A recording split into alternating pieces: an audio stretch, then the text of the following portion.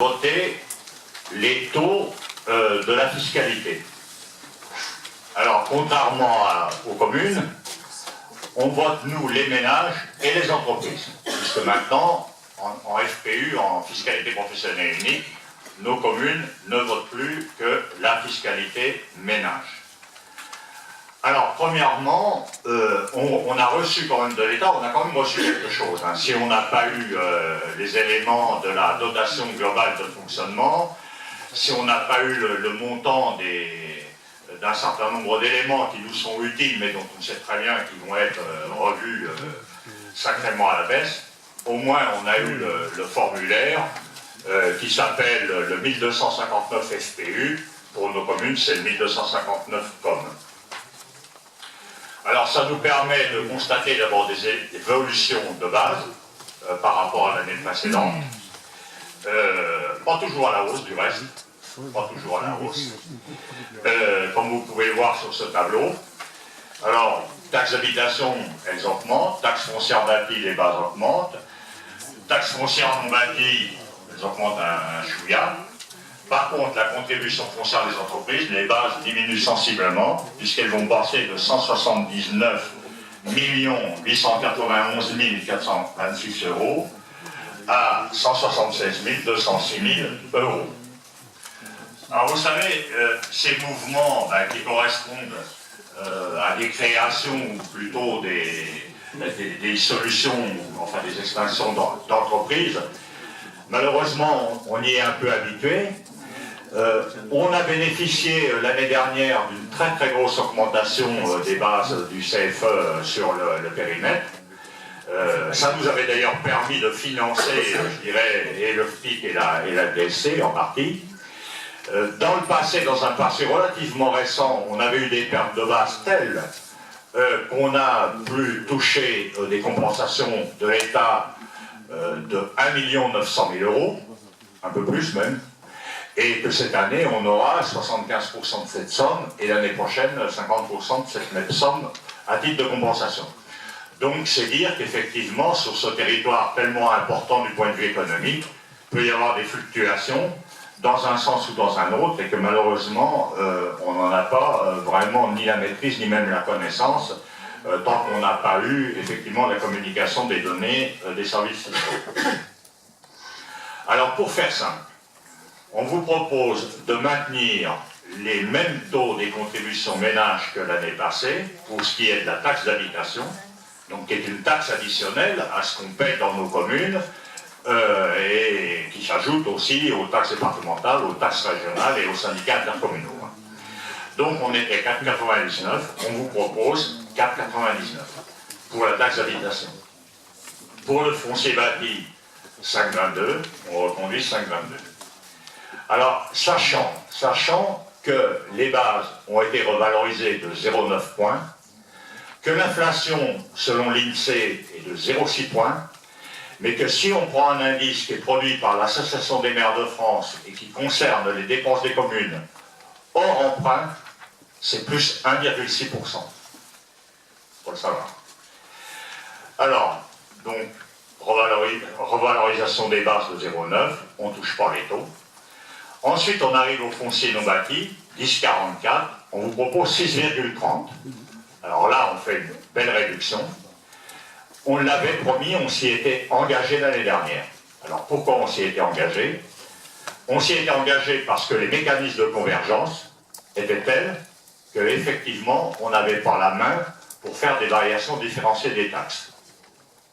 Donc on s'était engagé il y a 1 an à remettre le foncier non bâti, bon, qui est quand même une petite recette, mais de remettre la taxe au taux de convergence qu'il aurait dû être en 2014 si on n'avait pas eu cette intégration.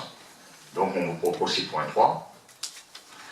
Quant à la cotisation foncière des entreprises, de 22,31, alors tout ça, ça a déjà été expliqué, commenté lors du DOV et des commissions de finances, on a cette année on appelle ça, c'est un gros mot, mais enfin on appelle ça une fenêtre de tir, mais enfin on a une opportunité de l'augmenter. Et cette opportunité, elle est uniquement pour cet exercice et pas un autre. Ça, c'est déjà le premier élément du taux qui vous est proposé. Et il y en a un deuxième qui s'appelle la majoration spéciale, qu'il est possible d'utiliser dès lors que le taux de CFE sur l'intercommunalité est inférieur au taux national et que dans le même temps, les taxes ménages, soit l'ensemble des taxes ménages, soit la taxe d'habitation toute seule, est supérieure à la moyenne nationale. Donc on réunit ces critères, on a droit à l'augmentation spéciale. Donc, on vous propose de l'utiliser. Ça passerait le taux des impôts de la CFE de 22,31 à 25,38, ce qui fait 3,06 points. Donc, c'est une augmentation qui n'aura lieu que cette année, qui n'a pas eu lieu l'année dernière, qui permet de compenser en partie la perte de base, puisqu'on a quand même 3 millions d'euros de perte de base à 20%, ça fait près d'1 million.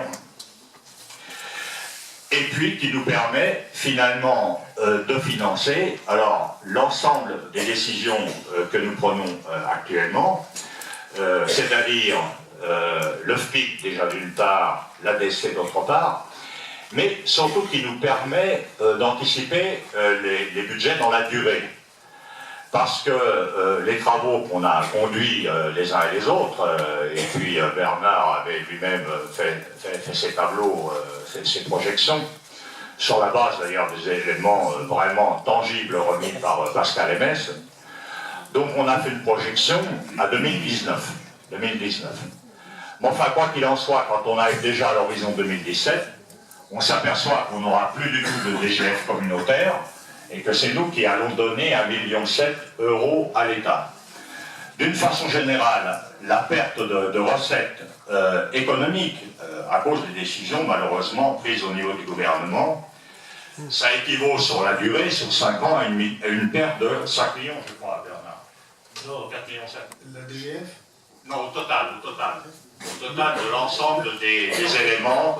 La DGF passe de 9 millions en 2014 pour tomber à 3 millions, on perd 6 millions de DGF en 2019, d'ici 2019.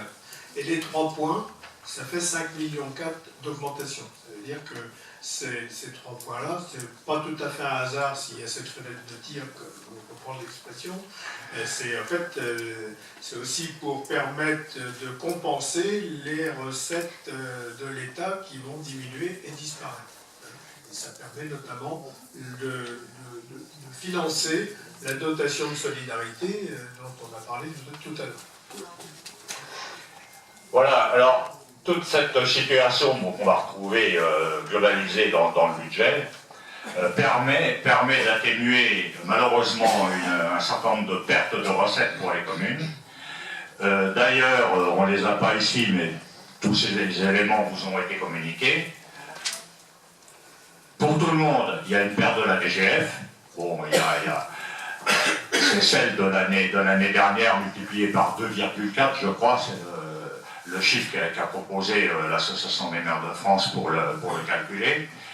Mais surtout, on a également un rabotage assez conséquent d'un certain nombre de dotations qui s'appellent la DNP, qui s'appellent la DSR, qui s'appellent la DSU. Donc tout ça, ça fait pour les communes des pertes qui peuvent être considérables, puisqu'on arrivait sur des communes comme Saint-Patu et Villeparisis à plusieurs centaines de milliers d'euros. Voilà. Alors, ces dispositifs que nous mettons en place, ce n'est pas pour faire des cadeaux aux communes, ce sont des dispositifs de solidarité, d'abord comme le nom l'indique, hein, c'est une dotation de solidarité communautaire. Dans l'absolu, elle aurait été pour aider les communes, pour éventuellement aller vers des investissements, des équipements qu'elles n'avaient pas, etc. Mais du coup, ça devient malheureusement la façon de compenser des pertes de recettes assez importantes pour les communes. Voilà. Alors maintenant, je vais vous demander vos questions, vos commentaires par rapport